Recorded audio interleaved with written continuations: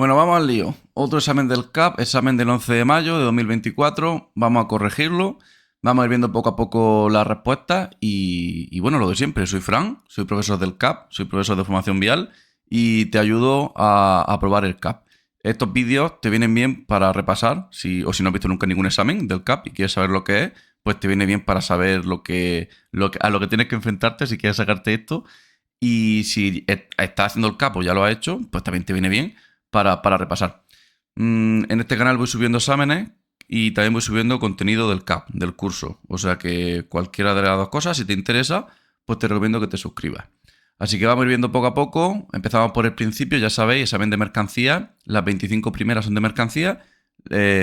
A partir de las 25, si estás haciendo el de viajero, también te sirve. Además, en las 25 primeras hay contenido común de viajero y mercancía. Si Abajo en la descripción te dejo el link del examen por si quieres hacerlo. Y bueno, esto lo puedes escuchar, lo puedes ver como tú quieras, ¿vale? Así que bueno, vamos al lío. Empezamos. 1.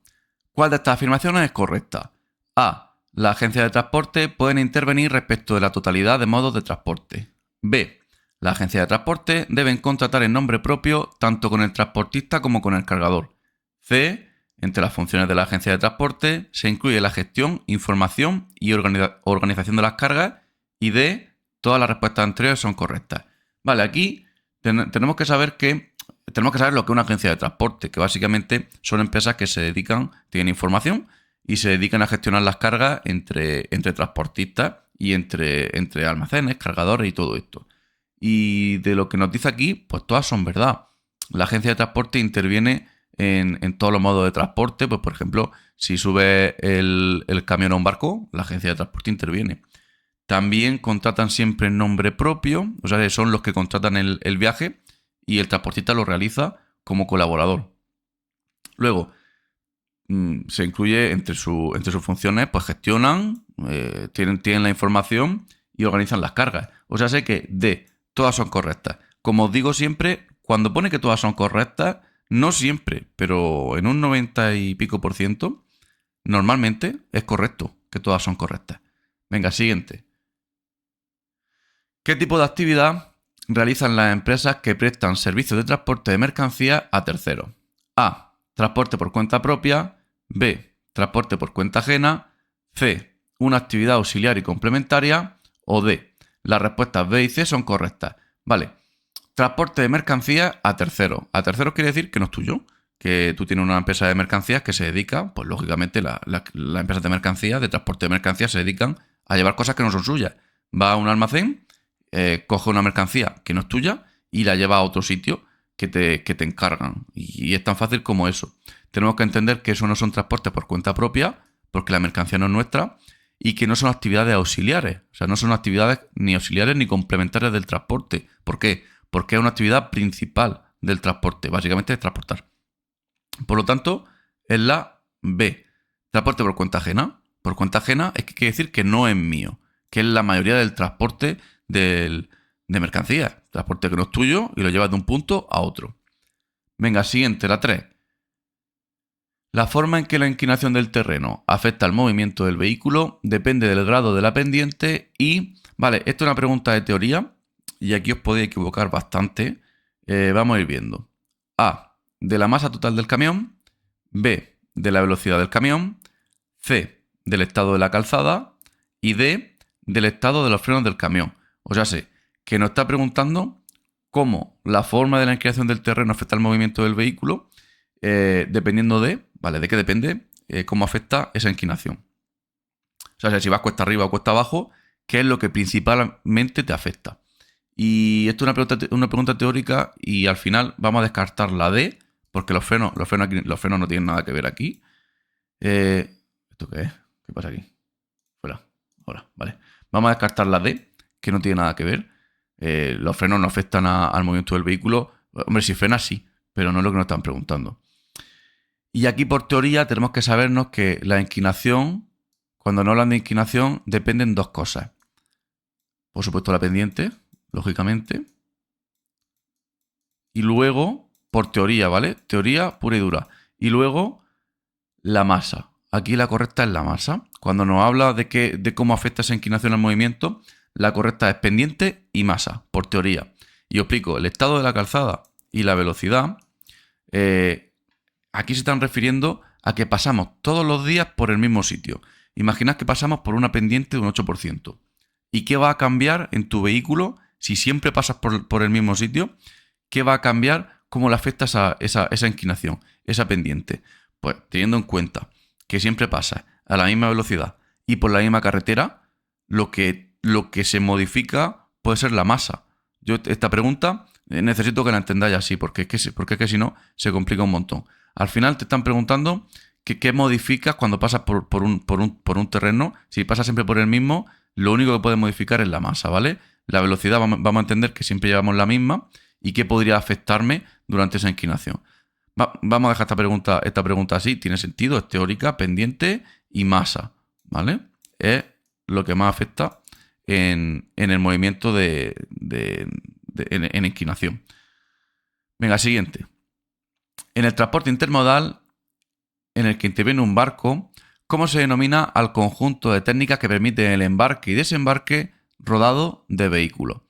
Vale, pues sin más, pregunta de transporte intermodal, pregunta de transporte de mercancías y nos dan de opciones translage, ferroutage, transroulage y barroulage. Bueno, estas dos no existen, o si existen, en el CAP no las preguntan. Y existen estas dos, que es ferroutage, ferro, suena a ferrocarril, o sea que esta no es, y transroulage, ¿vale? Que es, pues, montar camiones en un barco. Eso es transporte intermodal, que intervienen varias modalidades del transporte, pues, carretera y barco. Siguiente. ¿Qué se produce cuando la velocidad angular o de giro de la rueda no coincide con la velocidad lineal del camión? Otra pregunta teórica, y por teoría, si la velocidad angular de la rueda no coincide con la del camión, ¿qué ocurre? Que se desliza, ¿vale? Os la respondo directamente. Eso es un deslizamiento, que no os engañen con otra cosa. Esto quiere decir que la rueda gira a una velocidad y el vehículo, todo el conjunto del vehículo, gira a otra. Cuando esto ocurre, el vehículo se está deslizando. Ya os digo, tranquilos que las 25 primeras son más difíciles, luego mejora. Venga, siguiente 6. Cuando los neumáticos de un camión no son capaces de evacuar toda el agua que se encuentran y pierden el contacto con el suelo, se habla de... Vale, a veces aquí os confundís y ponéis deslizamiento. Aunque no está la respuesta, vamos a verla. Fuerza de deriva, fuerza transversal dinámica, aquaplaning o balanceo. Esto os tiene que resultar fácil porque si habla de agua, no pongáis deslizamiento, poned aquaplaning, ¿vale? Agua, aquaplaning. Que esto es cuando los dibujos de las ruedas se saturan de agua y no pueden evacuar. Venga, siguiente, 7. La resistencia del aire actúa siempre A. En el mismo sentido que la trayectoria del camión. B. En sentido perpendicular a la fuerza motriz. C. En sentido oblicuo a su trayectoria. O D. En sentido opuesto al movimiento del camión. Vale. Resistencia del aire. Sé que el aire, simplemente por atravesar la atmósfera, el vehículo tiene que atravesar el aire que hay en la atmósfera, ¿vale? De lo que me dice aquí, el aire actúa siempre. Mira, si fuera en el mismo sentido de la trayectoria, lo que haría sería empujarnos, ¿vale? Lo que haría sería ayudarnos. Eso es el viento, ¿vale? El aire y el viento no es lo mismo. El aire siempre está. Viento puede haber o no haber, pero aire siempre hay. Entonces, en el mismo sentido no, porque entonces nos empuja. En sentido perpendicular a la fuerza motriz, vale, esto es un poco raro en sentido perpendicular, no. Eso sea viento también. Sentido oblicuo tampoco, ¿vale? O sea, sé que el aire siempre se opone al movimiento del camión. Sentido opuesto. Y no penséis en el viento, sino pensad que simplemente nuestro vehículo se desplaza hacia adelante y tiene que atravesar una cantidad de aire, mayor o menor, pero siempre hay aire. Y eso se opone al movimiento. Siguiente. ¿Cuáles son las funciones propias de un comercial en una empresa de transporte de mercancías por carretera? ¿Vale? ¿Qué es lo que hace un comercial? A. Realizar funciones de planificación, dirección y coordinación. Esto se llama bien un gerente. B. realizar ofertas y presupuestos para los clientes potenciales. Pues esta tiene buena pinta. C. Controlar la selección, formación y rendimiento del personal de la empresa. Esto es recursos humanos. Y D. Conducir los vehículos. Estos son los conductores. Así que me queda solo la B. Realizar ofertas y presupuestos para los clientes potenciales. Un comercial. Pero de una empresa de transporte o de una empresa de la que sea. 9. ¿Cuáles son las funciones propias de un comercial en una empresa de transporte de mercancías por carretera? Fijaos, examen de Sevilla, examen oficial y pregunta repetida. Pues estas cosas a veces pasan. A ver las respuestas. A. Conducir los vehículos. Esto es un conductor. B. Responder ante los clientes de la incidencia en la prestación del servicio. Esta sí que puede ser. C. Realizar funciones de planificación, dirección y coordinación. Otra vez el gerente. D. Controlar la selección, formación y rendimiento del personal de la empresa. Otra vez, recursos humanos. ¿Vale? O sea que el comercial, ya sabéis, puede realizar oferta y presupuesto o puede responder ante incidencias. Siguiente. ¿Qué es un acuerdo multilateral en transporte internacional de mercancías? Vale, transporte internacional de mercancías, un poco más difícil. El transporte internacional en el CAP es prácticamente el temario más difícil del CAP. Así que no os preocupéis si os cuesta este temario, dejadlo para el final y cuando controléis todo el temario, entonces poneos con el transporte internacional. Venga, A. Hablamos de multilateral, ¿eh? Acuerdos multilaterales. Esta pregunta tampoco es tan difícil. A. El celebrado entre más de dos empresas pertenecientes a un solo país con el objeto de regular las condiciones en que se prestará un servicio internacional de transporte por carretera. Esto es un bilateral, ¿vale? Esto es un convenio bilateral. Porque me dice más de dos... bueno, me decía por empresas. Entonces las empresas no pueden hacer convenios, por lo menos en este caso, no pueden hacer convenios internacionales. Entonces esto sería un transporte bilateral siempre y cuando pusiera países, no empresas. B. El celebrado entre empresas pertenecientes a diferentes países para realizar transportes internacionales, nada, la descarto, ¿vale? A nosotros no, las empresas no hacen convenios internacionales de transporte, por lo menos a este nivel. C. El celebrado entre diferentes países, ya me gusta más, siempre que entre cada dos de ellos exista al menos una frontera común. Mentira. No hace falta que tenga fronteras para hacer este tipo de convenios entre países. O sea que solo me queda la D. Acuerdo entre más de dos países para regular las condiciones de autorización de servicios internacionales de transporte. Cuando me dice acuerdo multilateral, se está refiriendo a un acuerdo en el que intervienen más de dos países, simplemente eso, y ya está. Acuerdo entre más de dos países para regular condiciones de servicios internacionales. Siguiente, para ser transporte internacional podría ser más difícil la pregunta, ¿eh? 11. El transporte de mercancías que no sobrepasa los límites de un país se conoce con el nombre de transporte, pues ya os lo digo, transporte interior. En este caso es la C, porque me dan de opciones transporte urbano, transporte comunitario, transporte interior y transporte doméstico. Esta es un regalo, ¿eh? Si no sobrepasa los límites de tu país, pues no haces transporte internacional, haces transporte interior. Siguiente. A efectos de obligaciones aduaneras, cuando nos referimos a exportación, hablamos de... A veces falla esta pregunta cuando tiene sentido y no es tan difícil. A.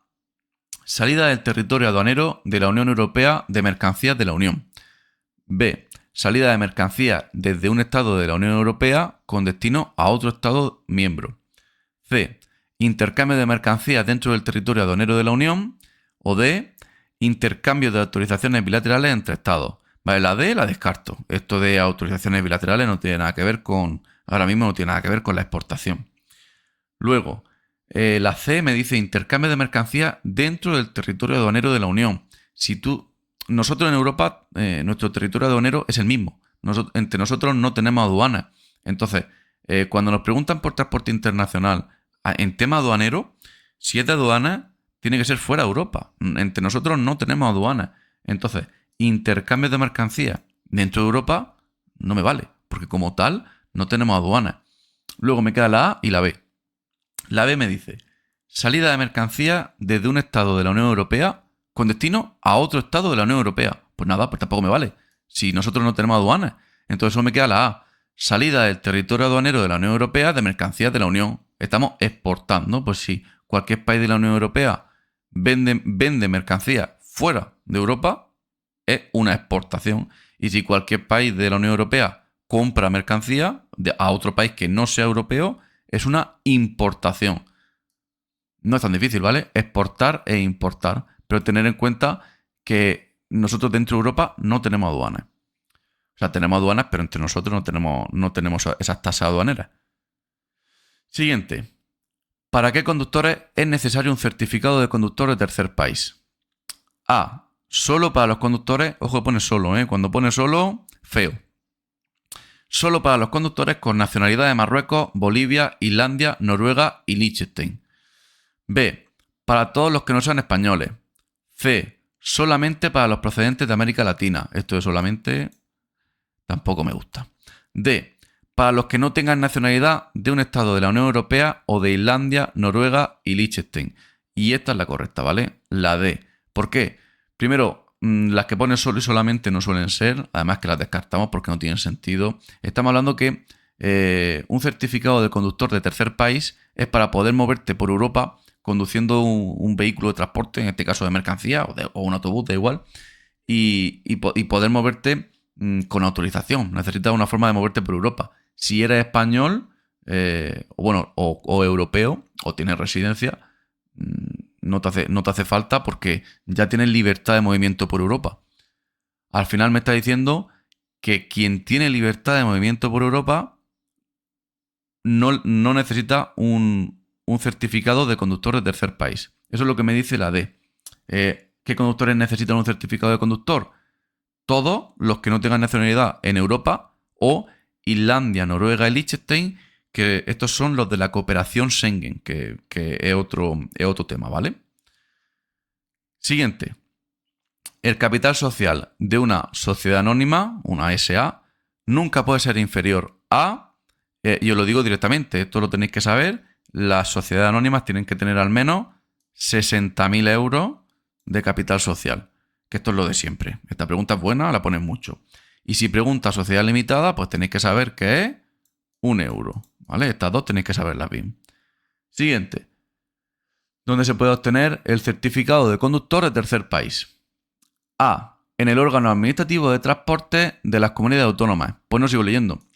Cada vez que os pregunten por el CAP o por este tipo de certificados, no se tramitan en el Ministerio de Transporte, no se tramitan en el Ministerio de Interior, no se tramitan en Madrid o en Barcelona. Se tramitan, quien sea de Madrid sí, se tramita cada uno en su oficina administrativa, en su órgano administrativo de transporte de cada comunidad autónoma, ¿vale? Ni provincia, nada.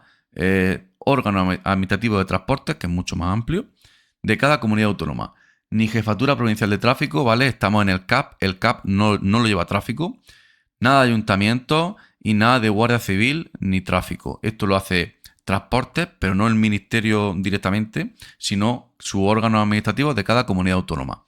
Me da igual que os pregunten por el CAP, que os pregunten por la tarjeta de tacógrafo o que os pregunten por conductor de tercer país. Siempre lo mismo. Siguiente pregunta. En el transporte de mercancías por cuenta ajena, ya sabéis, cuenta ajena, una empresa que lleva mercancía que no es suya, que es de otra empresa. La autorización administrativa es necesaria cuando la masa máxima autorizada del vehículo sea superior a...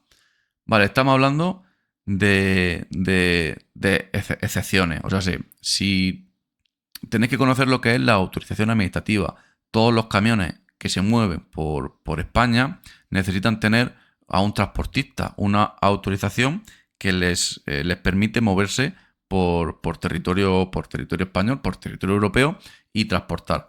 Si no tienes esa autorización de tu transportista, estás cometiendo una sanción muy grave que a veces son hasta delitos, ¿vale?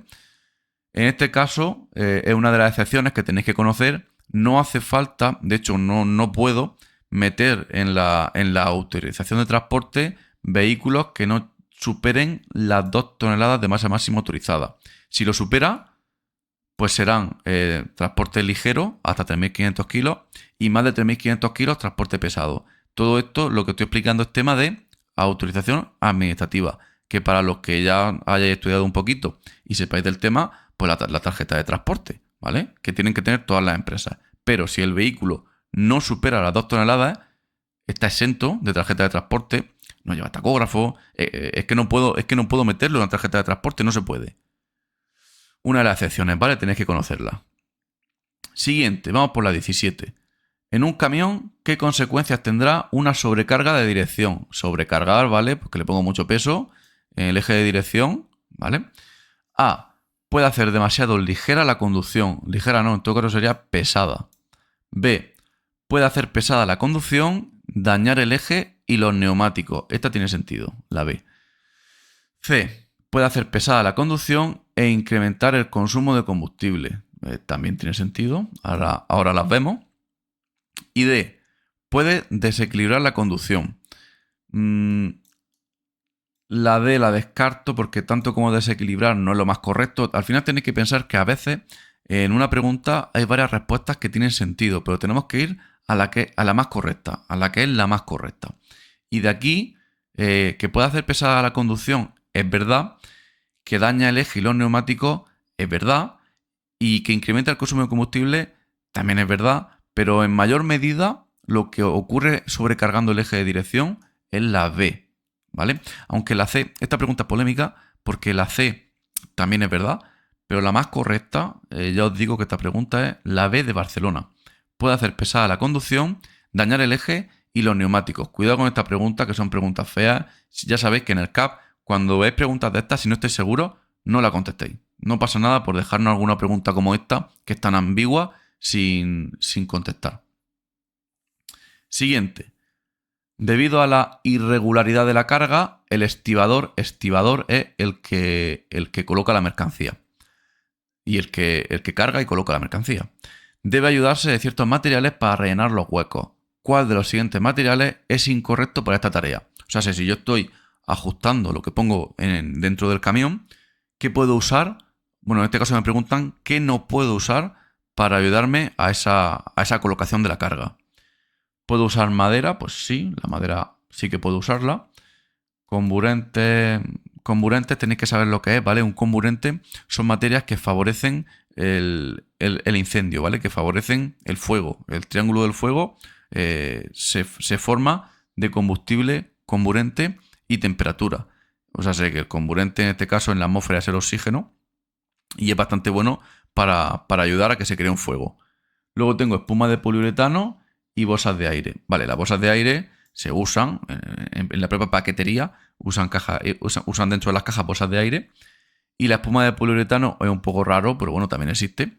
Las cantoneras y cualquier tipo de espuma para que no se rompan los paquetes. Así que solo me queda B, comburente. Eso no se puede usar para rellenar mercancía en la activación, es peligroso. Me da igual cualquier tipo de comburente. Siguiente. ¿Cuál es la principal ventaja del palé de cartón? Palé de cartón que no se usa mucho, pero bueno, tenéis que conocerlo. A.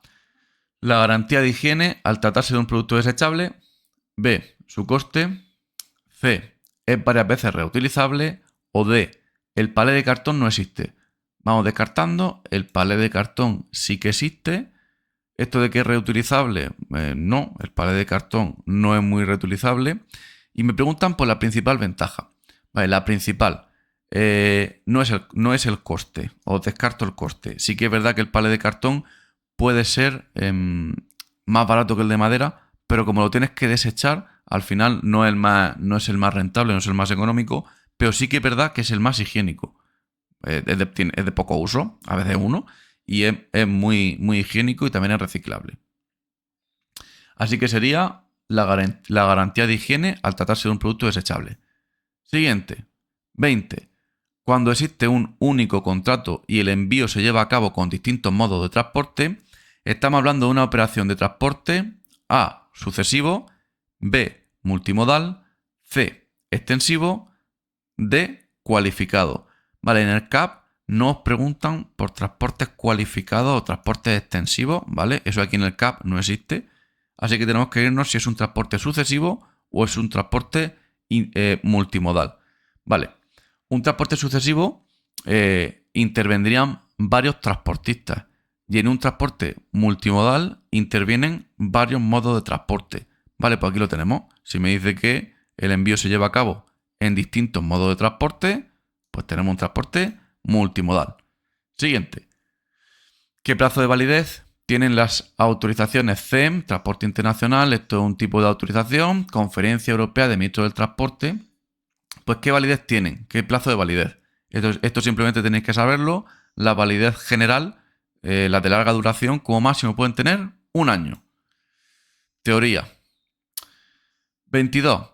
¿En qué ámbito geográfico se practican sobre todo los transportes de mercancía en régimen de cabotaje? Cabotaje es hacer transporte interior en un país que no es el tuyo. Ya os digo que esto es bastante raro, porque normalmente a los países no les conviene el cabotaje, porque es que venga un transportista de un país que no es el tuyo a quitarte tu transporte nacional. Así explicado de forma rápida. Entonces es algo que no se suele hacer.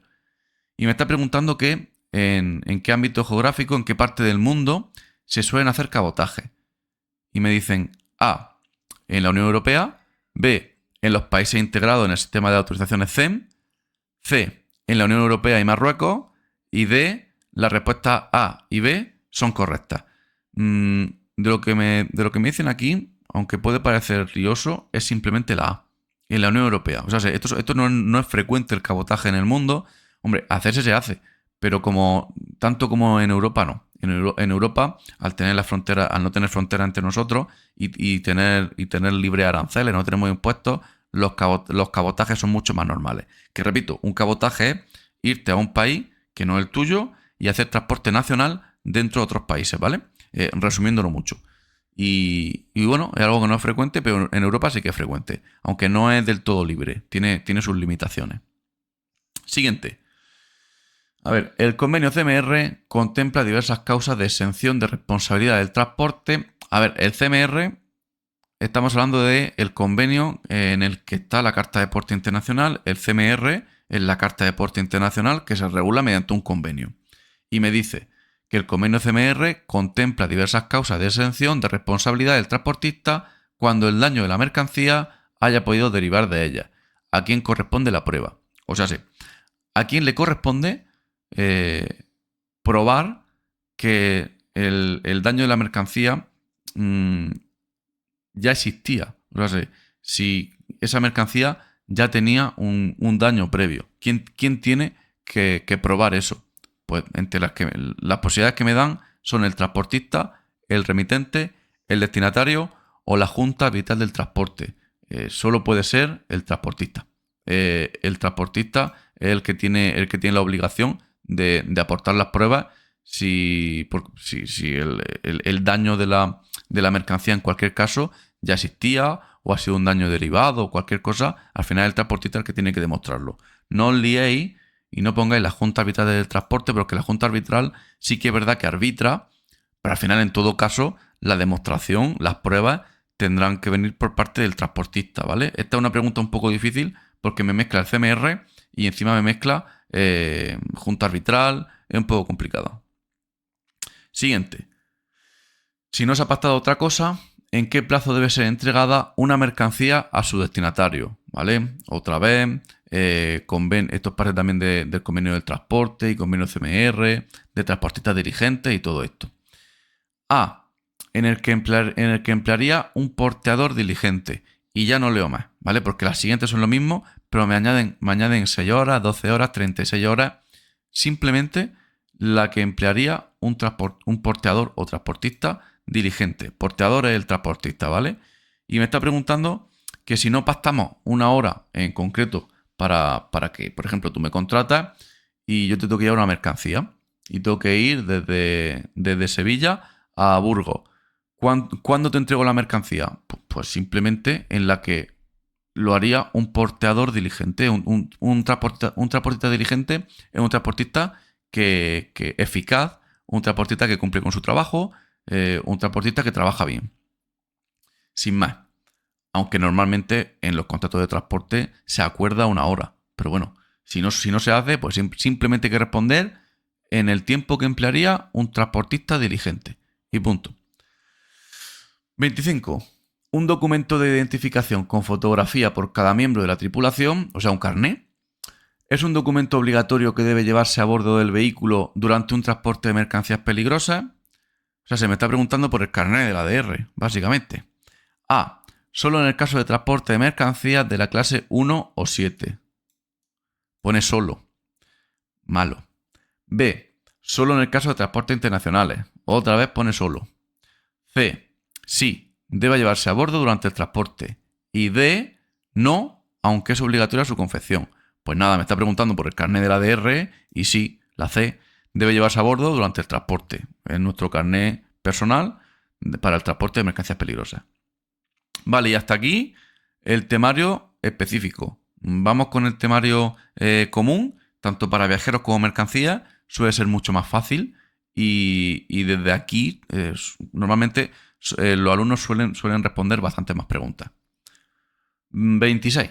¿Cómo se denomina al suceso causante de los daños previstos en la póliza del seguro?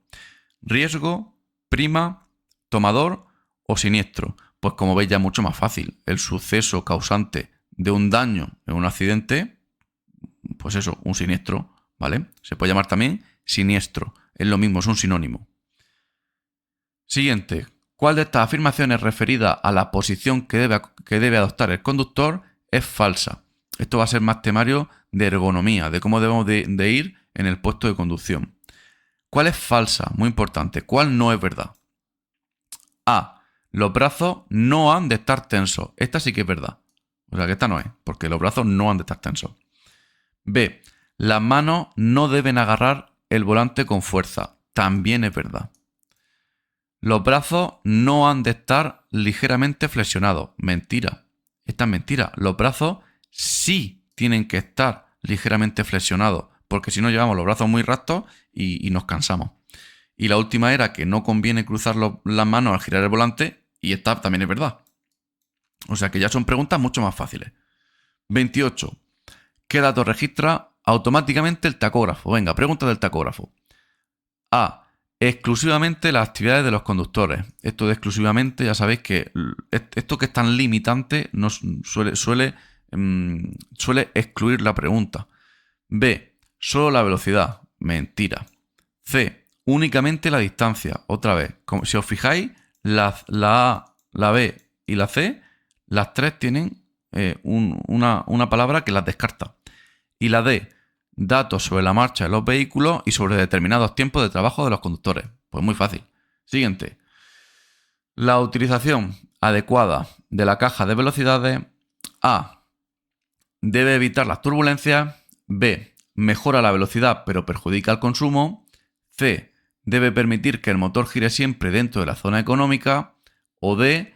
Perjudica la velocidad pero mejora el consumo. O sea, si uso bien la caja de cambio, de entre las que me dan aquí, pues si la uso bien, pues permite, la C, permite que el motor gire siempre dentro de la zona económica y si me lo pusieran, pues también optimiza el consumo, mejora el consumo, claro, pero la uso yo, la tengo que usar bien. La 30. De acuerdo con el reglamento comunitario europeo 561/2006, a ver, aquí en el CAP no tenéis que saber muchos reglamentos, pero sí que es verdad que este lo preguntan un montón, que es el reglamento por el que se regulan los tiempos de conducción y descanso en Europa. Es prácticamente el único que preguntan, el 561/2006. ¿A qué concepto se refiere la expresión el tiempo acumulado total de conducción entre el final de un periodo de descanso diario y el principio del siguiente periodo de descanso diario o un periodo de descanso diario y un periodo de descanso semanal? Vale, todo este rollo es para decirme que a qué se refiere cuando yo hablo de descansar, conducir, descansar, conducir, descansar, conducir, ¿vale? Y podemos decir que es lunes, martes, miércoles y así todo el rato. Me está diciendo que el tiempo que transcurre entre que termino un descanso y el principio del siguiente descanso. ¿Qué se considera eso? Pues imaginad que yo aquí termino el descanso del domingo, me da igual, del fin de semana. Conduzco el lunes y empiezo mi descanso. Y así todo el rato. Conduzco el martes y empiezo mi descanso. ¿Qué se considera este tiempo que hay entre descansos? Y me da igual que sean descansos diarios o semanales. Pues nada, pues tiempo diario de conducción, sin más. Lo que pasa es que lo preguntan así, que parece más difícil, pero me está preguntando tiempo acumulado de conducción entre el final de un descanso y el principio de otro. Pues el tiempo que conduzco entre dos descansos diarios, pues tiempo diario de conducción, sin más. Que parece más difícil de lo que es. 31. Un exceso de 1 hora y media sobre el tiempo máximo de conducción diaria, ¿qué tipo de infracción se considera? Pues lo digo directamente, grave, ¿vale? A partir de la 1 hora y media sería muy grave, os tenéis que saber la tabla de infracciones. 32. Los usuarios de las vías que se han implicado en un accidente de tráfico lo presencien o tengan conocimiento de él. A. Solamente estarán obligados a prestar su colaboración. B. Estarán obligados a auxiliar o solicitar auxilio para atender a las víctimas si las hubiera. Y no sigo leyendo. Si tú, cualquier usuario de la vía, si presencia un accidente, está obligado a auxiliar. Y como no me da ninguna opción de varias son correctas, pues solo puede ser esa. Siguiente, 33. El tacógrafo ayuda a conocer la ruta, llegar antes a tu destino, mejorar las condiciones de trabajo en los conductores o controlar el mercado laboral en el sector del transporte. Pues sin duda, mejorar las condiciones de trabajo. Si no existiera tacógrafo, como os digo en el vídeo del curso del CAP, si no existiera tacógrafo, conduciríamos, si por la empresa fuera a veces, conduciríamos 24 horas al día, 25 horas al día conduciríamos. O sea que el tacógrafo mejora las condiciones de trabajo. 34. ¿Qué información debe facilitar el tacógrafo analógico a cada conductor? Vale, tacógrafo analógico, el antiguo, el de los discos, ¿qué debe facilitar? A. Sus datos personales. B. La matrícula del vehículo que conducen. C. Los datos de la empresa. O D. Los datos de los distintos periodos de actividad. Fijaos, los datos personales se los pongo yo. La matrícula la tengo que poner yo. Los datos de la empresa ni siquiera los pongo en el disco. O sea, sé que solo es D. Solo puede ser esta. Los datos de la actividad. Si es descanso, conducción, otros trabajos o disponibilidad. 35. ¿Dónde se ha de colocar la placa de instalación? La placa de instalación me preguntan por el tacógrafo. Y la placa, hay dos placas, no os confundáis. La placa descriptiva y la de instalación. La descriptiva viene de fábrica, del fabricante. Y la de instalación me la pone el instalador, que suele ser un taller. A. En el motor del vehículo, vale, poner una placa de tacógrafo de instalación. En el motor es un poco raro. En la puerta del copiloto donde se vea bien, en la del copiloto nunca, ¿vale? Ahí tampoco. C. Debajo del asiento del conductor para que no se vea bien. Mentira. Debajo del asiento del conductor sí que es verdad que la podemos encontrar, pero se tiene que ver bien. Y D. En el tacógrafo o junto a él, en un lugar visible y de fácil acceso. Esta siempre va a ser la correcta. En el CAP no dicen que se pueda poner debajo del asiento del conductor. Siguiente. 36. ¿Cuál de los siguientes no es uno de los riesgos principales en la actividad del transporte? ¿Cuál no? ¿Vale? ¿Cuál no? A. Problemas estomacales. Esta ya es un poco rara, ¿vale? Porque que el transporte, que conducir de conductor te produzca problemas estomacales, pues bueno, ya son condiciones muy personales. Bueno, pero seguimos viendo por si acaso. B. Aislamiento social, sobre todo en el transporte internacional. Esta sí que es verdad, sí que es uno de los riesgos del transporte. Fatiga y estrés, por supuesto. Y problemas de salud por mantenimiento de posturas sedentarias. Pues estas tres son verdad. La única que no es verdad son problemas estomacales. Pues esto no es algo que tenga que ver con el transporte normalmente. Venga, siguiente. En la actividad del transporte, ¿qué lesión causada por el mal estado de las carreteras es la más frecuente? Vale, por el mal estado de las carreteras. De las escaleras. Vale, ya decía yo. Por el mal estado de las escaleras. ¿Cuál es la lesión más frecuente? Y me dan desgarros musculares, lumbalgia, cervicalgia y todo tipo de molestias en la espalda, hernias discales o problemas de circulación sanguínea. Entre lo que me dan, por problemas en la escalera, la verdad es que esta pregunta es un poco rara, pero entre lo que me dicen aquí, la más correcta es desgarros musculares, ¿vale?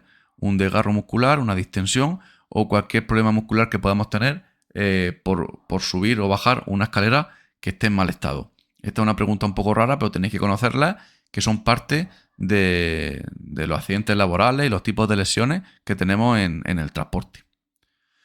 Siguiente. ¿Cuál es el significado literal del término ergonomía? Tenéis que conocer la ergonomía, las normas de trabajo, el estudio del cuerpo, de la biología del cuerpo humano. Tenemos que conocerlo, ¿vale? Se estudia en el CAP y tenemos que el término literal puede ser A, norma general, B, norma de trabajo, C, norma de utilización o D, norma de uso. Pues nada, esto es teoría y es norma de trabajo. Siguiente. 39. Ante una situación de emergencia, ¿cuál debería ser uno de los criterios de actuación del conductor? A. Siempre se debe conservar la calma. Bueno, pues puede ser. Sí, aunque ponga siempre, al final en un accidente conservar la calma es muy importante. B. Las actuaciones deben tener como primer objetivo la preservación de la seguridad de todas aquellas personas que puedan verse afectadas como pasajeros, resto de usuarios de la vía. Esto está bien porque esto es lo del PAS, proteger, alertar y socorrer. Y esto es lo primero, esto es el PAS, o sea que está bien, proteger. C. Las actuaciones no pueden incrementar el desconcierto y la angustia de los afectados. Correcto también, ¿vale? Yo no puedo poner nervioso a la gente o nerviosa a la gente que acaba de tener un accidente y sí, es correcto. O sea que todas son correctas, ¿vale? Como siempre, cuando pone que todas son correctas, suele ser verdad. 40. ¿Está considerado como manipulación del tacógrafo la instalación de elementos externos que hagan registrar descanso cuando la actividad realizada es conducción? Pues claro, pues esto es la barbaridad de intentar hacer que el tacógrafo mientras yo conduzco marque descanso, ¿vale? O sea que sí, siempre se considera una manipulación y tiene tanto culpa transportista como conductor como el taller que te haga esa modificación. 41. ¿Cuál es una conducta adecuada en el trato con el cliente en una empresa de transporte? Pero en una empresa de transporte o en cualquier empresa, ¿eh? A. La cortesía. B. La accesibilidad. C. El lenguaje claro. Y D. Todas las respuestas son correctas. En este tipo de preguntas, cuando suenen dos, si creéis que dos son correctas, pues ya sabéis que todas son correctas. Si me da la opción, todas son correctas. Siguiente. Bueno, cortesía es ser educado, ¿vale? Accesibilidad es que sea fácil poder hablar con la empresa, que sea fácil comunicarte, porque ya sabéis que a veces hay empresas en las que no puedo recurrir no puedo hablar con nadie, me cuesta mucho poner ya ni siquiera una queja, hacer una pregunta, ¿vale? Entonces todas son correctas. 42. ¿Cuál es una infracción que puede dar lugar a la inmovilización del vehículo en los controles de carretera? A. Falta de autorización del transporte. B. Manipulación del limitador de velocidad. C. Manipulación del tacógrafo. O D. Todas las respuestas anteriores son correctas. Pues lo de siempre. Todas son correctas. Además, todo esto son sanciones muy graves. Las tres. No tener autorización de transporte. Una barbaridad. Manipular el limitador. Otra barbaridad. Y manipular el tacógrafo. Son tres cosas súper graves. 43. ¿Cuál es la función principal del VAS? La función principal del VAS. Tenéis que conocer los sistemas de seguridad activa de frenado. Próximamente subiré un vídeo sobre todo. Y además os explican que el VAS, aquí os dicen en la pregunta, que es el asistente a la frenada de urgencia. Función principal. Esto es teoría. Evitar el bloqueo de las ruedas, ya os digo que no. Eso sería el ABS. Y además, si disminuye el riesgo de derrape, sigue siendo ABS, pero si pusiera deslizamiento sería ASR. B. Mejorar el seguimiento de la trayectoria, tampoco. Esto es el ESP. Y esto es el ABS. Y fijaos, la D me dice regular la frenada entre el eje delantero y trasero, tampoco. Esto es el EBV. Y la C, que es la correcta, que por eso me la he dejado para el final, aumentar la presión de frenado durante una frenada de urgencia. Lo bueno de esta pregunta, que aunque no la sepáis bien, que lo suyo sería que sí, que la supierais bien, os pone frenada de urgencia en la respuesta y os pone frenado de urgencia en la pregunta. Entonces, más o menos por ahí, pues podréis sacarla. Pero lo suyo es saberla, ¿vale? Siguiente. ¿Cuándo debe volcarse? Volcarse quiere decir descargar, ¿vale? ¿Cuándo debe descargarse la información de las tarjetas de conductor? A, al abandonar la empresa. B, todas las semanas. C, todos los días al final de la jornada. O D, la respuesta A y B son correctas. Vale, la descarga de forma obligatoria, pues ya sabéis que es cada 28 días. O, por ejemplo, si se me caduca la tarjeta o si abandono la empresa. Son las condiciones. No hace falta descargarla todas las semanas ni mucho menos todos los días. La tarjeta de conductor del tacógrafo. 45. El consumo de un vehículo para recorrer 100 kilómetros es algo característico del diseño del motor o depende de la forma y estilo de conducción. A. Es característico del motor, por lo que solo depende de su diseño. Ya me pone solo, si me pone solo, malo. B. Solo depende de la forma y estilo de conducción. Malo. C. Depende tanto de la forma y estilo de conducción como de las características del vehículo y de su motor. Esta ya me gusta más. Y D. No depende de ninguno de los factores mencionados. Vale, aunque la pregunta pueda sonar un poco rara, simplemente me está preguntando si el diseño del motor y la forma de conducir afecta al consumo. Y la respuesta correcta, pues sí, que depende de la forma y el estilo de conducción y del motor. Sin más. 46. ¿Por dónde debe pasar la parte inferior del cinturón? Ya sabéis, parte superior entre el hombro y la clavícula, o sea, más bien por el hombro, por el centro, y la parte inferior por la pelvis, nunca por el abdomen. O sea que por los muslos, pues no sé cómo te puedes poner el cinturón para que te pase por los muslos. Pues el abdomen es peligroso, ¿vale? Parte blanda. Así que tiene que pasar por la pelvis. La pelvis por hueso, ¿vale? Por la cintura, por la cadera. 47. De los siguientes elementos, ¿cuál es un ralentizador? Los tenéis que conocer, los ralentizadores, los hidráulicos, el intarder, el retarder, el eléctrico, el BEP. Son temarios que tenéis que conocer. ¿Cuál de los siguientes es un ralentizador? Y me dice el freno eléctrico, el freno de disco, el freno de tambor o el freno de estacionamiento. Vale, freno de disco y freno de tambor que van en la rueda, freno de estacionamiento que no es un ralentizador tampoco. O sea, sé que solo puede ser el freno eléctrico. Y no os confundáis, porque ya sé que pone freno eléctrico, pero porque ponga freno no es un freno, es un ralentizador. 48. El efecto fading. A. Aumenta la capacidad de frenado. Como mucho la disminuye. Aumentarla no. Frenas peor. B. Disminuye la capacidad de frenado. Pues ya está. Pues ya lo tenemos. Y si no sabéis lo que es el efecto fading, pues ya sabéis que es el sobrecalentamiento de los frenos. Y si sobrecaliento los frenos, llega un punto es que ni frenas. No puedes ni frenar. 49. La elección de la relación de marchas correcta durante la conducción depende, entre otras circunstancias, A. De las revoluciones del motor. B. De la temperatura exterior. C. Del carburante utilizado. O D. De lo que indica el manómetro. Vale, no os confundáis, manómetro es un medidor de presión, ¿vale? No es un tacómetro que mide revoluciones, es un manómetro. Tampoco es un velocímetro, nada, manómetro de presión.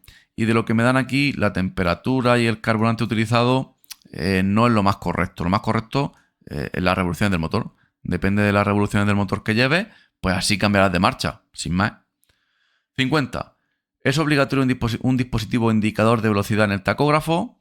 Pues aquí ponen varias opciones, pero es que sí, en todo. En todos los tacógrafos hace falta. La opción correcta, sí, en todo. En todos los tacógrafos hace falta un indicador de velocidad. Aunque sea analógico o aunque sea el digital. O sea que respuesta correcta, sí, en todo. Es uno de los elementos obligatorios del tacógrafo. 51. ¿Cuál de las siguientes afirmaciones referida a la inmovilización de un vehículo en una inspección de transporte en carretera no es cierta? Cuidado, que dice que cuál no es cierta. A. La inmovilización se produce hasta que se arreglen las causas que la han provocado. Vale, inmovilizarme quiere decir que me para la policía, me para la Guardia Civil y no puedo irme porque ocurre algo. Depende, hay muchas condiciones y no puedo irme. O sea que es correcto, sí. Hasta que no se arreglen las causas que provocan la que provocan la inmovilización, no te puedes ir. B. La manipulación del tacógrafo puede ser un motivo para inmovilización. Correcto, sí, es uno de los motivos. C. La inmovilización se efectuará en el lugar que se detecte la infracción o en el más seguro, en el más cercano que reúna las condiciones requeridas. Correcto. Las tres son correctas, o sea que solo me queda la última. El conductor será conducido a presencia judicial. Pues hombre, bastante tenemos con lo nuestro para que como encima, si nos van a inmovilizar, nos tengan que llevar frente a un juez. No, esa no es correcta. Siguiente, 52. ¿Qué factor no? Otro que dice que no. ¿Qué factor no tiene influencia en el consumo de carburante? A. La situación del damper. Cuando leáis cosas tan raras, si no suena nada, ya tenéis que pensar que esa puede ser que sea la que no es correcta. B. La presión de los neumáticos. La presión de los neumáticos es uno de los factores principales por que afecta al consumo. C. La posición del pedal del acelerador. Pero no os confundáis. La posición del pedal se refiere a cuánto pise el pedal. Y eso afecta al consumo. Y D. El perfil de la carretera. Que tampoco os confundáis. El perfil quiere decir la inclinación. La pendiente. Y si hay más pendiente, también afecta al consumo. O sea que la correcta es la A. La situación del damper no es correcto. No afecta al consumo.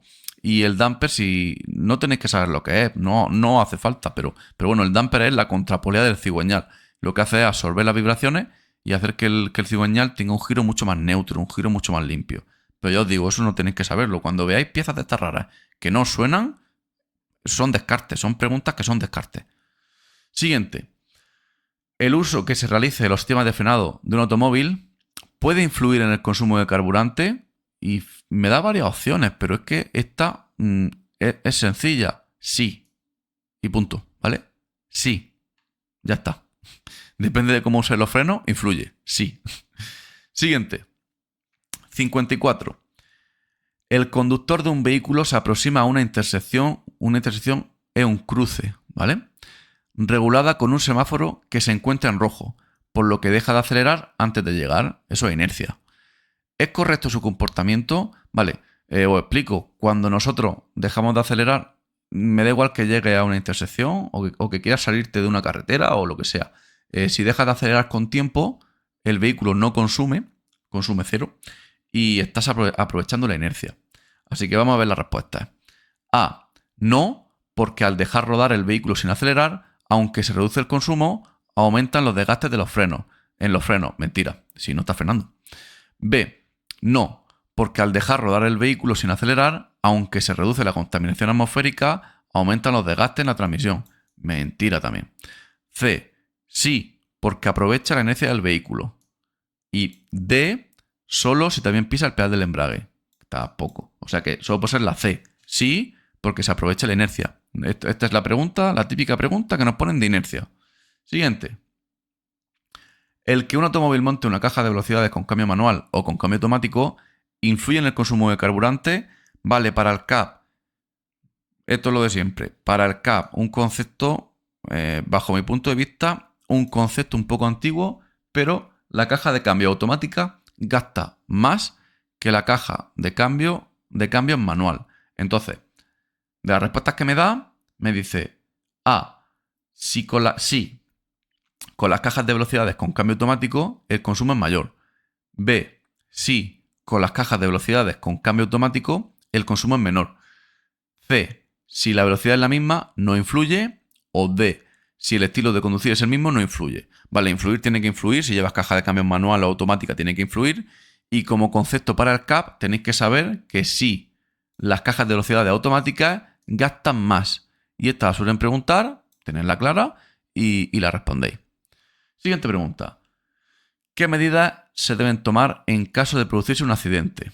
A. No solicitar ayuda. Bueno. B. Restablecer en la medida de lo posible la seguridad de la circulación. Esta suena bien. C. Adoptar medidas que favorezcan la creación de peligro. Esto hay que hacerlo solo si no está bien de la cabeza. Y D. Ninguna, ya que de eso se encargan las fuerzas de seguridad. Pues nada, pregunta fácil, ¿qué hay que hacer si se produce un accidente o si veo un accidente? Pues restablecer siempre que pueda la circulación. Es correcto. 57. ¿Cuáles son los accidentes laborales que con más frecuencia tienen consecuencias mortales en la actividad del transporte? A. Proyección de líquidos contra el cuerpo y caídas de personas a distinto nivel. Sí que es verdad que las caídas de personas a distinto nivel tienen mucha incidencia de mortalidad. O sea que te caes a cierta altura. Pero la proyección de líquidos no, ¿vale? La proyección de líquidos me descarta la respuesta. B. Exposición a sustancias tóxicas y atropellos. Sí que es verdad que los atropellos son bastante típicos, tristemente bastante típicos, pero morirte por exposición a sustancias tóxicas, no. Descarga eléctrica y sobreesfuerzos. Las descargas eléctricas no son muy típicas. Los sobreesfuerzos sí que son típicos, pero no te mueres. O sea que solo me queda la D. Los atropellos y las caídas a distinto nivel son las causas que más consecuencias mortales suelen tener en el transporte. 58. Los neumáticos pueden influir en el consumo de carburante. A. Sí, porque con los neumáticos con cámara el consumo es mayor. B. Sí, porque con los neumáticos sin cámara el consumo es mayor. C. No, los neumáticos solo influyen en la seguridad. O D. Sí, ya que si la presión de inflado es baja, aumenta el consumo de carburante. Vale, cuando pregunten por neumáticos sin cámara, no os liéis, no os preguntan si se consume más o se consume menos. De hecho, son neumáticos antiguos. Así que la única respuesta correcta puede ser la D, que sí, si la presión de inflado es baja, aumenta el consumo de carburante. Pero es que si es alta, también. Me da igual que os pregunten si la presión de inflado es alta o baja. Las dos aumentan el consumo de carburante.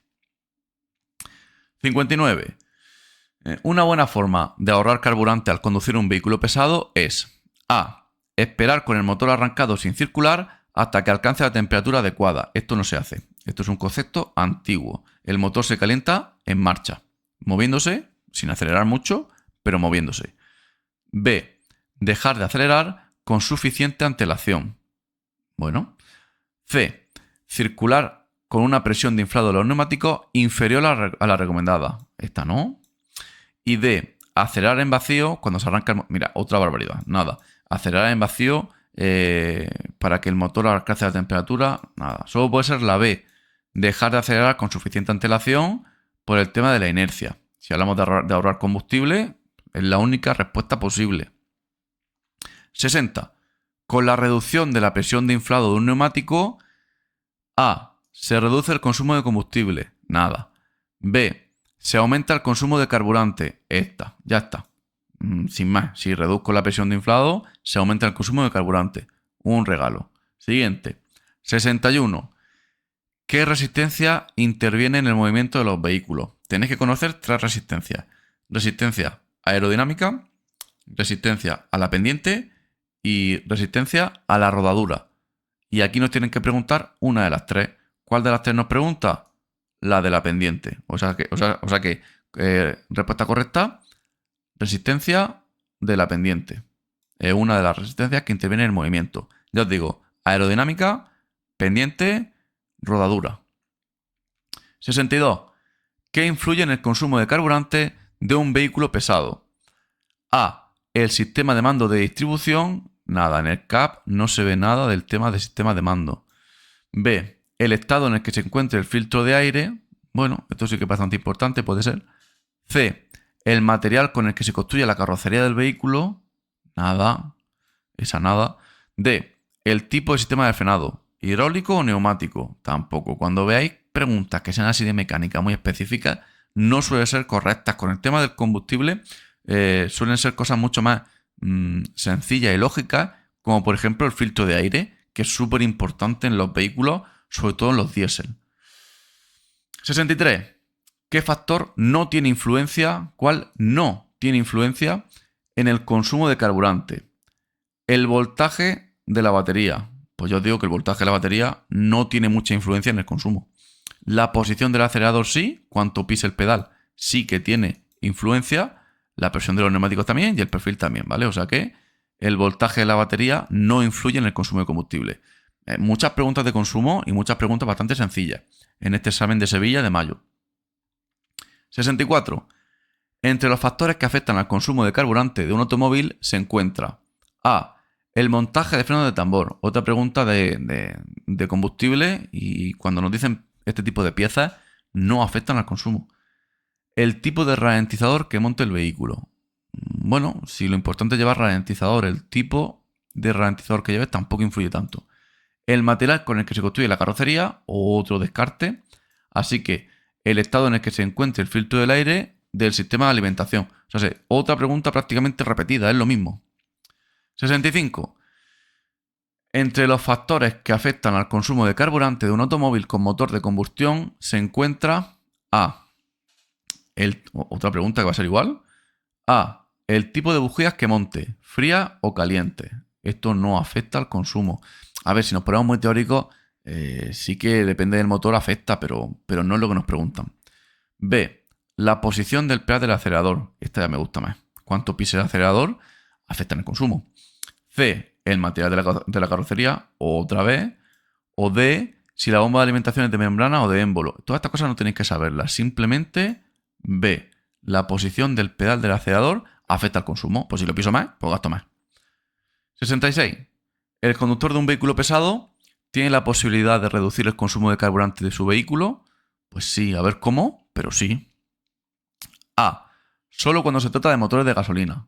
Pues no, porque discriminamos al diésel. B.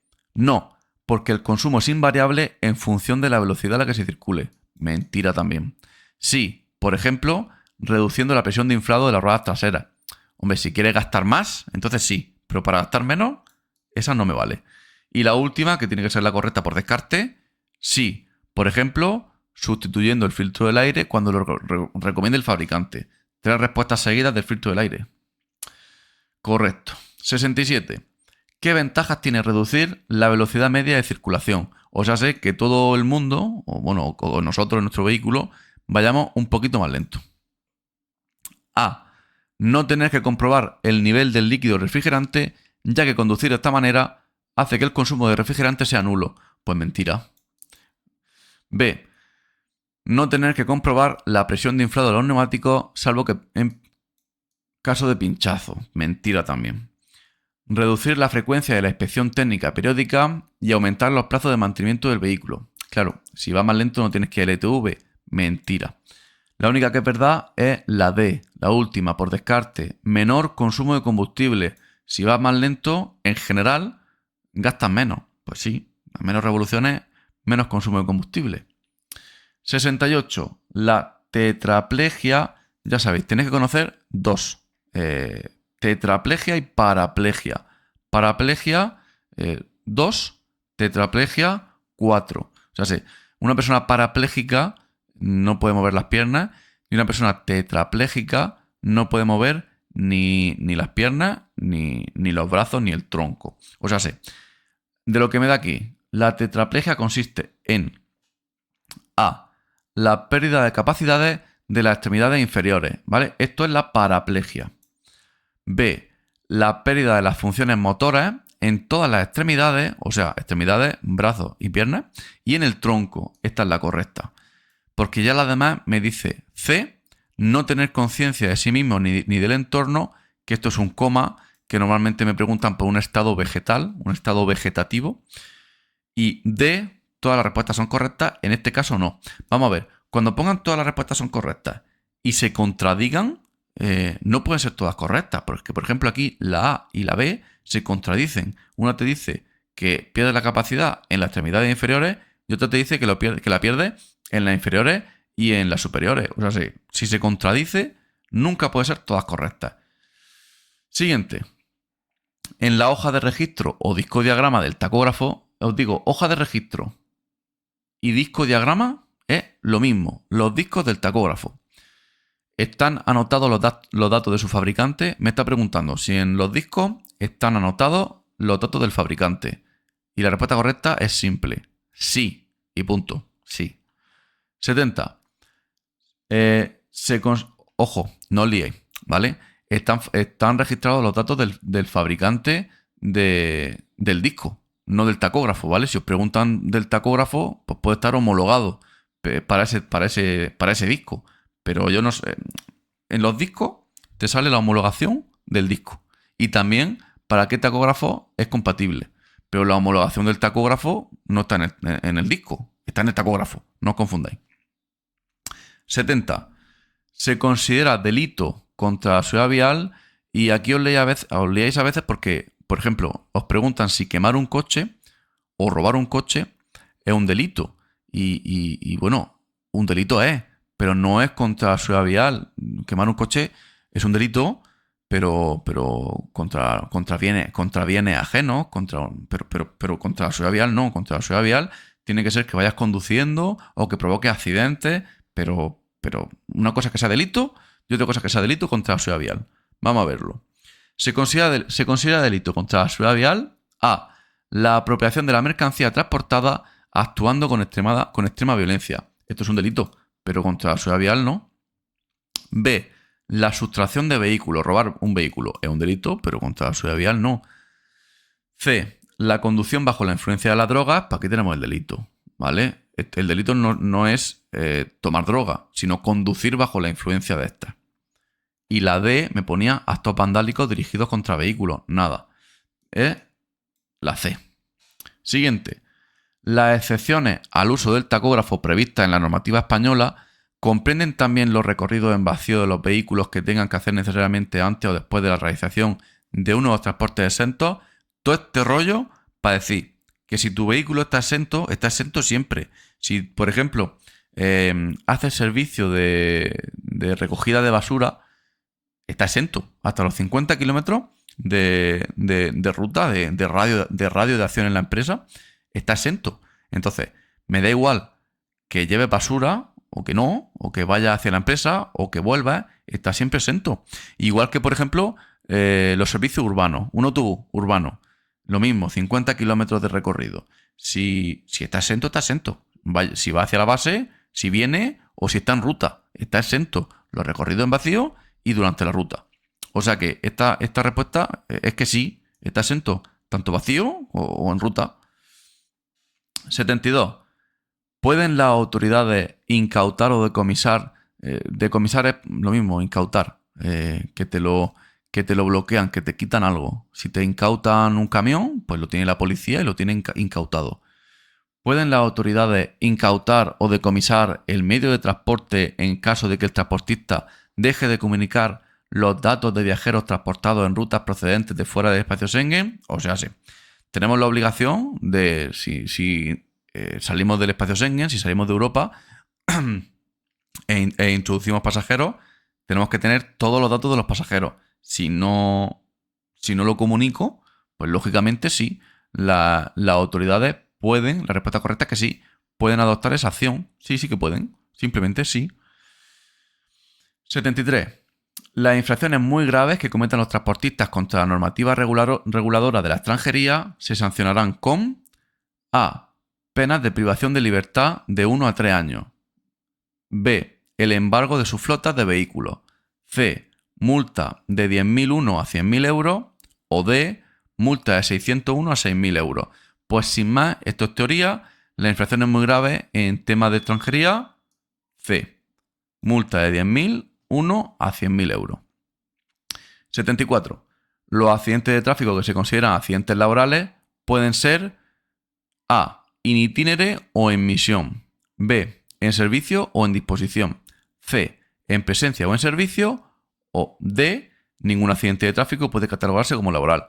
Vale, pues tenéis que saber, que supongo que ya lo sabéis, que es la A. Los accidentes laborales, si son de tráfico, pueden ser in itinere o en misión. In itinere, que lo pueden preguntar, es cuando vas y vuelves del trabajo o hacia el trabajo, que suele ser desde tu casa. Y en misión es durante el trabajo, ¿vale? Los dos se consideran accidentes laborales. En itinere es desde que sales de tu casa hasta que llegas al trabajo, en tu recorrido habitual, y a la vuelta lo mismo. Y en misión, pues durante el trabajo, un accidente de tráfico. 75. ¿Cuáles son consideradas medidas preventivas básicas para una conducción segura? A. Conducir el vehículo en cualquier tipo de condición física o psíquica. Hombre, pues eso muy seguro no es, ¿vale? Que puede ser por sueño, por ejemplo. Con sueño no es seguro conducir. B. Respetar las normas de circulación. Pues ya está, pues esta sí que es segura. Vamos a leer el resto, pero la B es correcta. C. ingerir bebidas energéticas de cualquier tipo. Pero la que sea, las bebidas energéticas luego tienen un bajón y está categorizado como peligroso.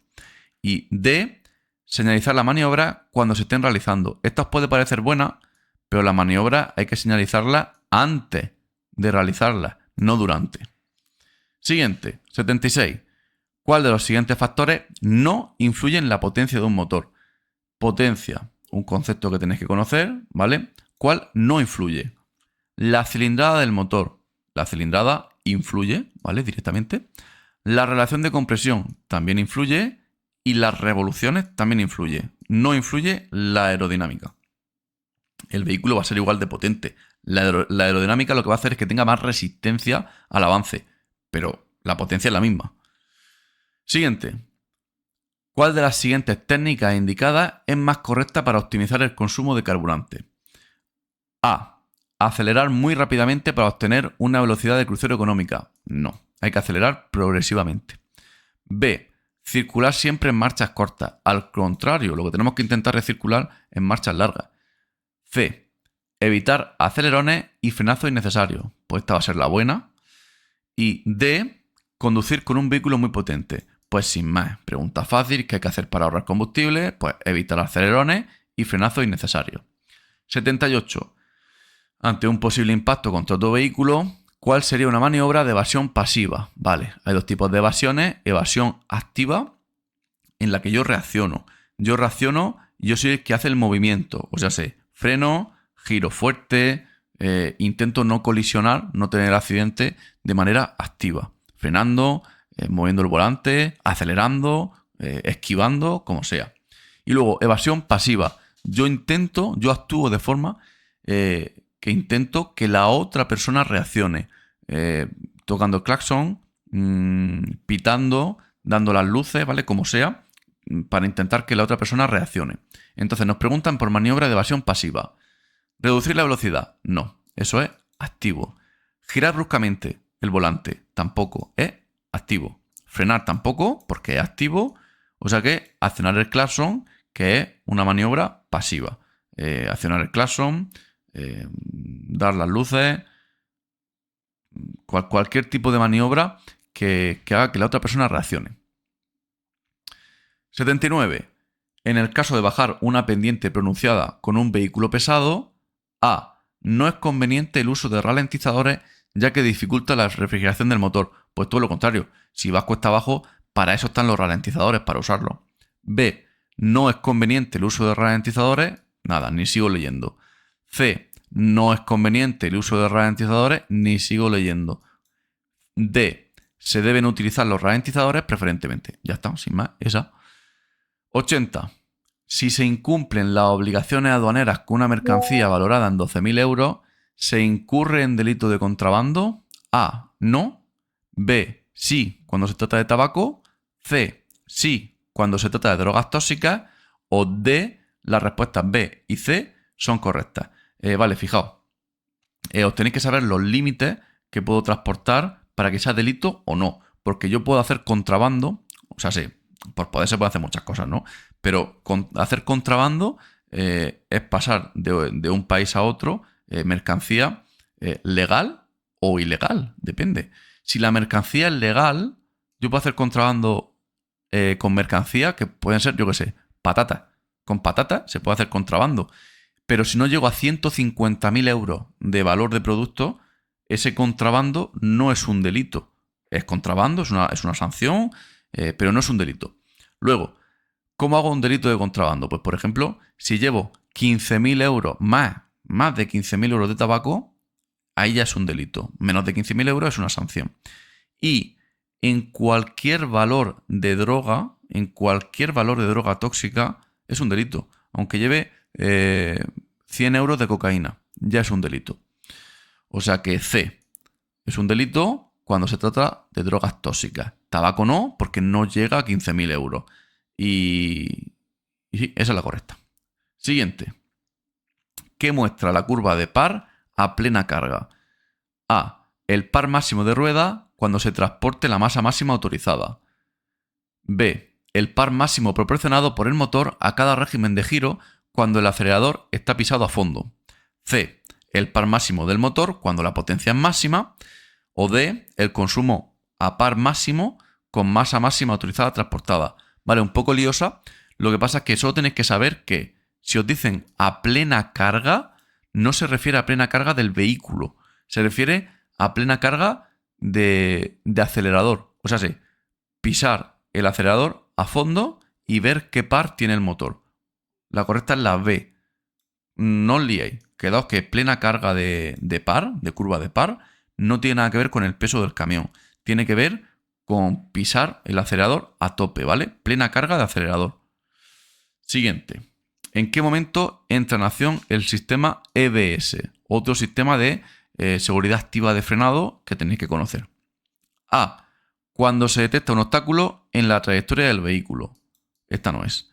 B. Al accionar los retardadores hidráulicos. Tampoco. C.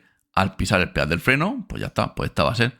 Porque si piso los frenos, es un sistema de seguridad activa que regula los cilindros de frenado en todos los ejes.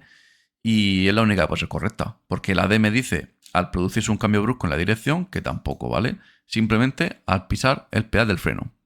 83. El sistema ABS, que es el antibloqueo de ruedas, mantiene el giro de la rueda hasta un límite establecido. Vale. Esto quiere decir que el ABS actúa hasta prácticamente detener la rueda, pero no la detiene del todo. Y tenéis que saber la teoría, que es que deja la rueda más o menos entre 6 y 7 km por hora. No te detiene del todo el coche el ABS, sino que llega un momento que deja de actuar. A ver, cuando deja de actuar, si tú sigues frenando, el coche al final frena del todo. 84. ¿Cuál es una de las funciones de los SAE? ¿Vale? Esto no es de los frenos, estos son los sistemas de ayuda a la explotación. Cuando leáis SAE, casi siempre hablan del transporte de viajeros. No siempre, pero casi siempre. A. Permiten conocer a la empresa de transporte la localización de sus vehículos. Esta no es, esta se refiere al IVMS. B. Dan apoyo a los conductores de transporte público de viajeros para aumentar la calidad del servicio. Pues esta casi seguro que es. C. ¿Reconocen matrículas? No. Y D. ¿Detectan retenciones? No. La más correcta es la B. Dan apoyo a los conductores de transporte público y aumentan la calidad del servicio del transporte. 85. ¿Cuál de los siguientes es un elemento de seguridad activa? Ya sabéis, seguridad activa me protege antes del accidente, para no tener el accidente. Seguridad pasiva me protege durante y después del accidente, para que mis lesiones sean las mínimas posibles. O sea que, ¿cuál de estas son de seguridad activa? Alumbrado, ruedas y suspensión, todas son correctas. Todas son de seguridad activa. Las 86. La suspensión es un elemento de seguridad activa, correcto. ¿Cuál es la función principal de la suspensión? Evitar el desgaste excesivo de las ruedas. Pues no es su función principal, la verdad. B. Controlar la estabilidad del vehículo. ¿Tiene sentido? Esta sí que tiene sentido. C. Ayudar a mantener la trayectoria del vehículo. No es su función principal. Y D. La suspensión no es un elemento de seguridad activa y esto es mentira. O sea que es la B. La suspensión pues, generalmente me ayuda a controlar la estabilidad del vehículo y me ayuda me proporciona confort en la conducción para no absorber todas las imperfecciones del terreno. Siguiente, 87. ¿Cuáles son los factores internos que puede provocar la distracción del conductor? Vale, factores internos dependen de mí, de mi persona, y factores externos son de fuera de mi persona, para explicarlo rápidamente. A. Conocimiento detallado de la vía. B. Luminosidad y sus variaciones. C. Concentración en problemas ajenos a la conducción. Y D. Temperatura interna del vehículo. Vale, de lo que me dan aquí, lo único que soy yo, por así decirlo, es la C. Concentración en problemas ajenos a la conducción. Estoy distraído. Factores internos son propios de la persona y factores externos no tienen que ver con la persona. En este caso me dicen la vía, que no tiene que ver con la persona, la luminosidad y sus variaciones tampoco, y la temperatura tampoco. Lo único que hablan de mí es de la concentración. Estoy distraído. O sea que eso es un factor interno. 88. Encender un cigarrillo durante la conducción puede afectar a la atención y producir distracciones. Pues la respuesta correcta es que sí, pero me dan 3 respuestas correctas. 3 respuestas que pone que sí. Sí, pero solamente en los trayectos largos. Pues si pone solamente, la descarto. Y estas dos son las importantes. Sí, es un factor interno o sí, es un factor externo. Vale, el cigarrillo me distrae. Esta es la más complicada porque todas siguen la regla más o menos de que lo interno soy yo y lo externo no soy yo. Pero bueno, el cigarrillo me distrae y como voy distraído y afecta a mi atención, es un factor interno. 89. ¿A qué situación debe prestarse especial atención en relación con los peatones? A. Peatones hablando por su móvil. B. Grupos de peatones. C. Autobuses en sus paradas. O todas son correctas. Pues todas son correctas, ¿vale? Lo de peatones con el móvil, a veces os preguntan el tema del peatón tecnológico. Pues bueno, pues ese peatón que va despistado mirando el móvil. 90. ¿Qué es aconsejable que haga el conductor una vez haya pasado el vehículo que le ha provocado un deslumbramiento? Parpadear rápida y energéticamente. No. Si me deslumbran, bueno, vamos a ir viendo. Mirar hacia la derecha, tampoco lo más correcto. Encender el alumbrado de carretera, pues fijaos, esto es lo típico que hacemos de responder nosotros con las largas. O sea, si cuando a mí me dan las largas, yo respondo con las largas, ¿vale? Pero no es lo que me están preguntando. Ahora lo vemos, pero no es lo que me están preguntando. Y de acercarse lo más posible a la derecha. Pues fijaos que las 4 parecen malas, ¿no? Porque me dice que es aconsejable que haga el conductor una vez que haya pasado. Que ya ha pasado el otro vehículo. Y como ya ha pasado, lo más correcto de aquí es encender el alumbrado de carretera. ¿Por qué? Porque voy a ver mejor. Y sí que es un poco liosa esta pregunta, pero es que no me quedan más opciones, porque mirar hacia la derecha no es recomendable, porque ya ha pasado el vehículo. ¿De qué me sirve mirar a la derecha si ya no hay ese deslumbramiento? Parpadear rápido no vale para nada, y acercarse a la derecha puede ser hasta peligroso si no estoy viendo bien. O sea que la única correcta es la C. Encender el alumbrado de carretera. Carretera son las largas. Cruce son las cortas. 91. ¿Quién es responsable de las infracciones relativas a los tiempos de conducción y descanso que se deben respetar en la conducción de vehículos pesados y autobuses? Siempre la empresa transportista, siempre el conductor, la empresa, salvo que acredite que los hechos constituían una falta muy grave de indisciplina o desobediencia que dio lugar a sanción disciplinaria al conductor, confirmada mediante sentencia firme o no recurrida. Y D. La empresa y el conductor serán sancionados debiendo asumir la sanción al 50%. Vale, estas son preguntas muy polémicas, pero yo os digo que la respuesta siempre es la misma, que la culpa es de la empresa, en general. La culpa es de la empresa. Y la empresa tiene que alegar, tiene que ser una falta muy grave, porque si no son sanciones muy graves, la empresa no puede atribuirme la responsabilidad. Y aun siendo muy grave, tiene que ser una causa de indisciplina y desobediencia del conductor y encima que me denuncien, que tenga sentencia firme y que yo no recurra. Todo esto para decir que la culpa de las infracciones de los tiempos de conducción y descanso es de la empresa. Es de la empresa. Hay detalles, como estáis viendo, pero en general la culpa es de la empresa. Venga, 92. ¿En qué tipo de accidentes de tráfico los daños materiales suelen representar el principal componente de coste? Vale, si hay un accidente, los daños materiales representan el principal componente de coste siempre que no haya daño humano, sin más, ¿vale? Siempre que no haya daño humano, ni heridos ni muertos. Ya sabéis que los daños humanos son mucho más costosos que los daños materiales. Aparte de económicamente, moral y económicamente. 93.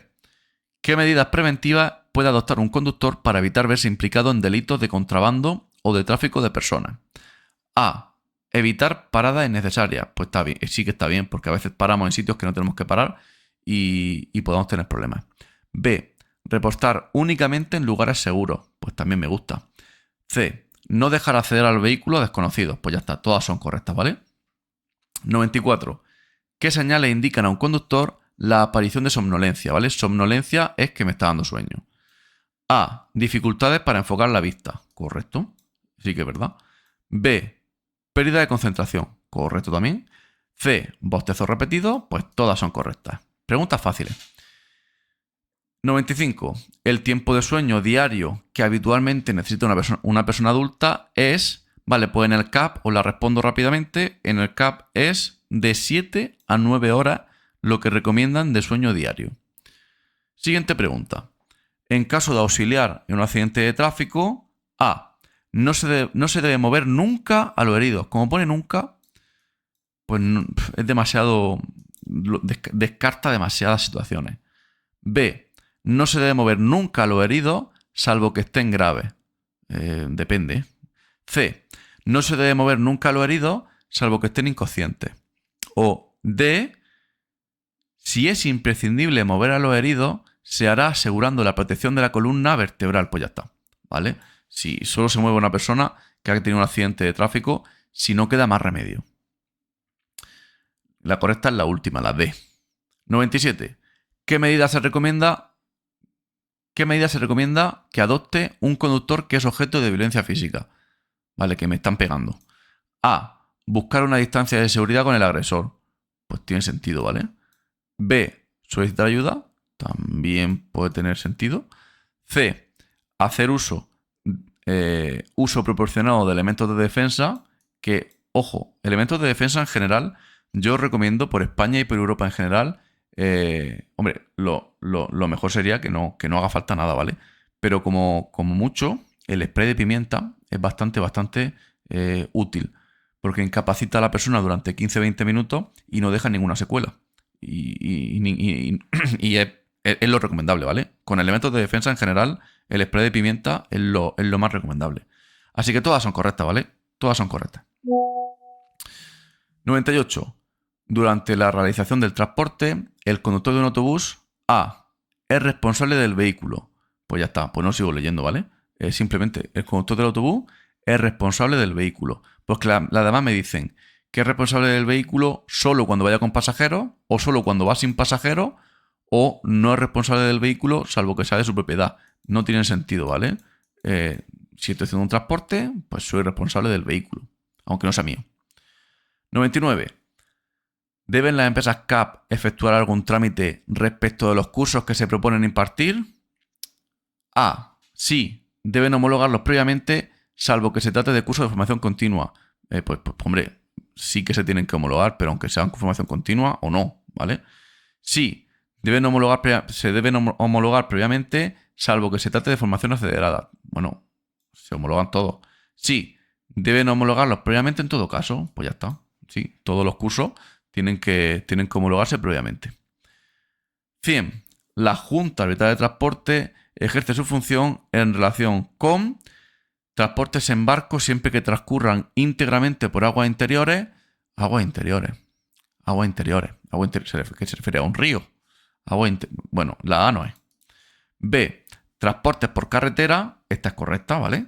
Transporte por ferrocarril también es correcta en general. O sea que respuestas B y C son correctas. El transporte marítimo la Junta Arbitral no lo lleva. La Junta Arbitral lleva transporte intermodal, que a veces puede ir la mercancía en un barco, ¿vale? Pero íntegramente por aguas interiores no tiene sentido. Y ya vamos con las preguntas de reserva, por si acaso. Estas las ponen por si acaso alguna pregunta tuvieran que impugnarla y no estuviera bien, pues ponen estas preguntas. Que ya que estamos, pues terminamos y las hacemos. 101. Si no se ha pactado otra cosa, ¿de qué tiempo dispone el porteador para hacer la entrega en un servicio de paquetería en el que sea necesario acumular varios envíos para completar la carga? Esta es de la parte específica y es un poco más difícil, como siempre. A. Del tiempo establecido con carácter general para cualquier transporte. B. Del tiempo establecido con carácter general para cualquier transporte incrementado en 12 horas. C. Del tiempo establecido con carácter general para cualquier transporte incrementado en 24... Vale, pues os la digo ya, 24 horas, ¿vale? En el caso de que haga falta acumular varios envíos, si no se pacta nada, son 24 horas. 102. Una vez finalizado el curso de formación continua, Los alumnos tienen que superar un examen en un plazo de, pues que no os engañen, cuidado con esta pregunta, porque la formación continua es el reciclaje, que se hace cada 5 años y no tiene examen. Cuidado con esa pregunta. Y la última, pregunta de los ADA, que tenéis que saberoslo. El sistema de alerta de colisión frontal se conoce como FCW, ¿vale? Os ponen el VAS, que es el frenado de urgencia, el ABS, que es el antibloqueo de freno, el LKA, que es el sistema de mantenimiento en el carril, o sea que la única puede ser el FCW. Y con esto terminamos el examen de Sevilla, de mayo. Espero que os sean de utilidad estos exámenes, espero que os sean de utilidad estos vídeos. Si te lo has visto entero y has llegado hasta aquí, que supongo que si lo has hecho ha sido en varias veces, porque ver esto de golpe, pues ya me cuesta a mí grabarlo. Sé que a vosotros verlo también. O sea que si has llegado hasta aquí, pues seguiré subiendo exámenes. Espero que te sea de utilidad y te recomiendo que te suscribas. Y muchas gracias por ver el vídeo. Nos veremos en el siguiente examen. Un saludo.